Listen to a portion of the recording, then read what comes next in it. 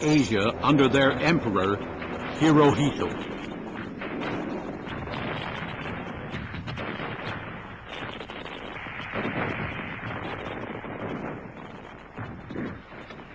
Japan's future moves were of crucial importance. To get this information from Japanese agents in America, Roosevelt's administration set up several wiretap stations which were strictly against federal law. The stations were under the control of the U.S. Navy. One was set up here in the heart of San Francisco. It was on the top floor of 717 Market Street.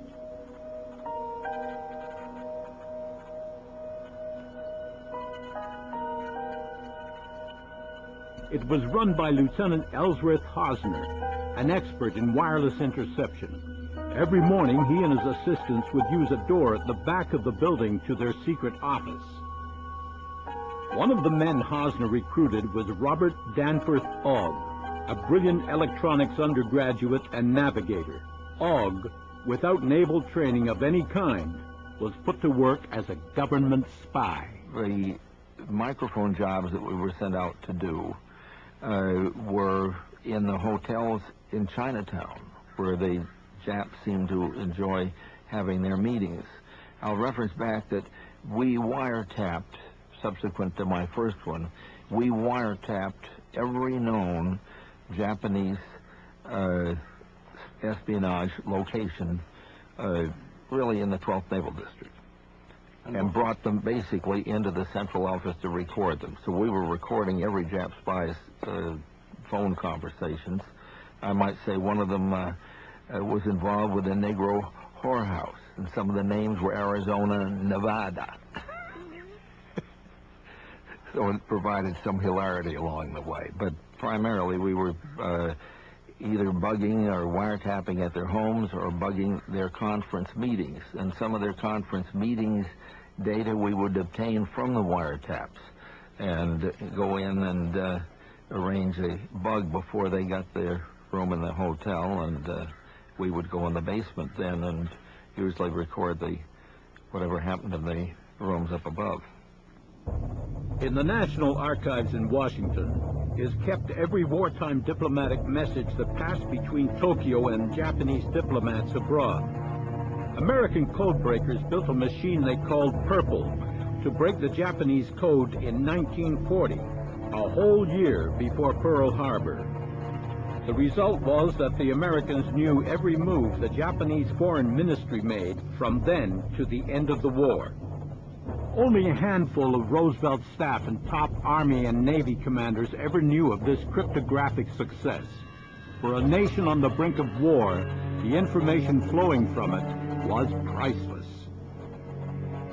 But what the Americans did not have in 1941 was access to the codes which held the secrets of the powerful Japanese Navy, which was growing on the far side of the Pacific.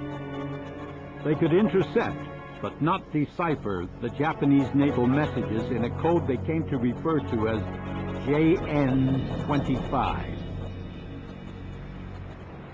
Admiral Isoroku Yamamoto, commander-in-chief of the Japanese Combined Fleet, used the JN-25 code for the bulk of his messages.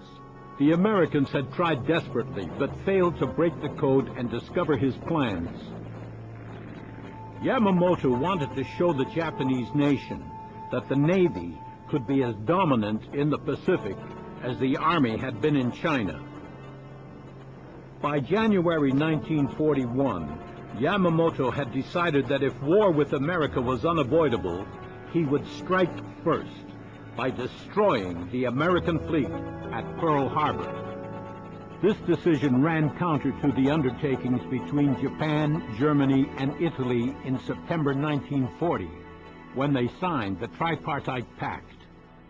The three countries set out to defeat and split up the British Empire while denying America an excuse to come into the war.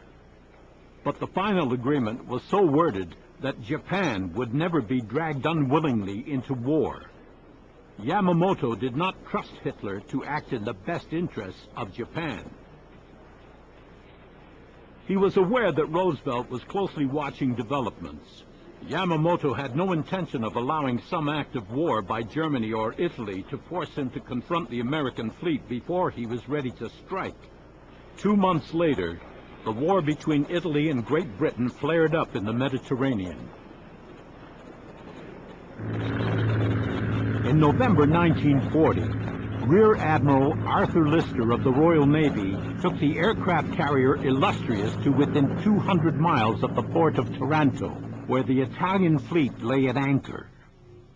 Under cover of darkness, 21 aircraft attacked the Italian battleships with bombs and torpedoes.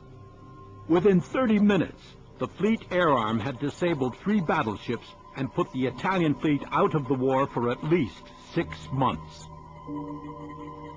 The attack was a graphic example of the kind of damage a seaborne raid could inflict on a war fleet at anchor.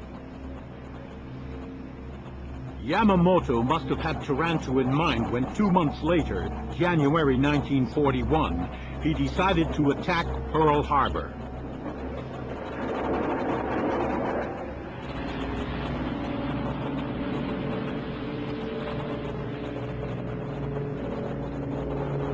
The following August, 3 months before Pearl Harbor, a Pan American clipper took off from Lisbon bound for New York.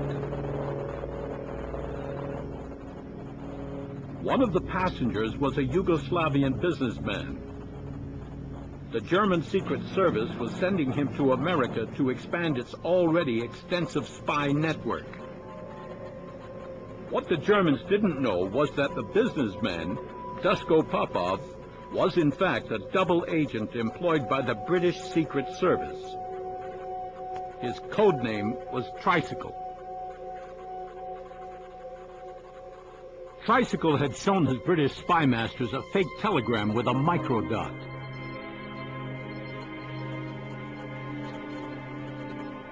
It specified the information he was to get for the Germans from America.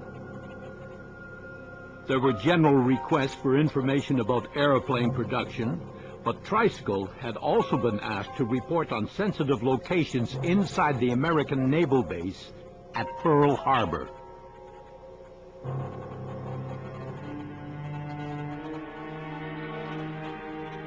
In his retirement in France some years ago, Dusko Popov talked about his mission.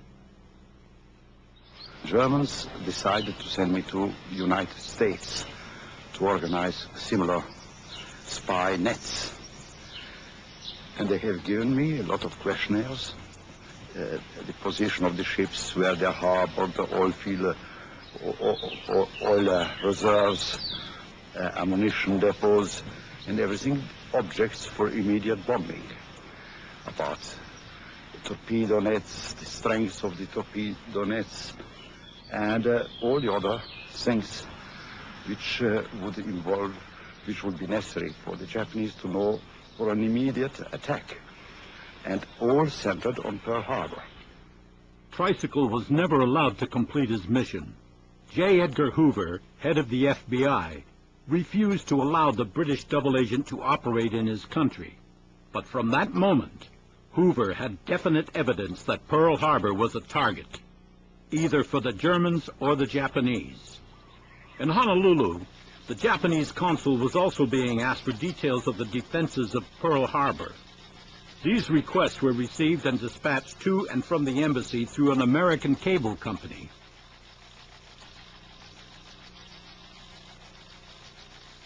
As August turned to September, Ensign Takeo Yashikawa, the consulate naval spy, sent back to Japan information about the harbor's installations.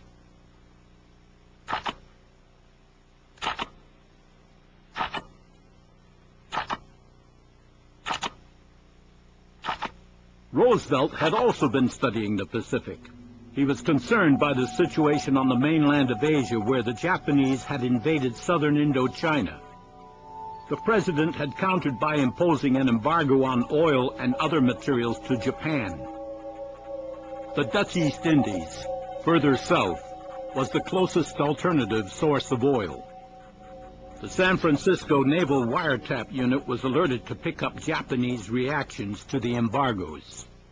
They were looking for the reaction to embargoes, I would say that my memory recalls that we were advised of almost every embargo of any nature that was placed on oil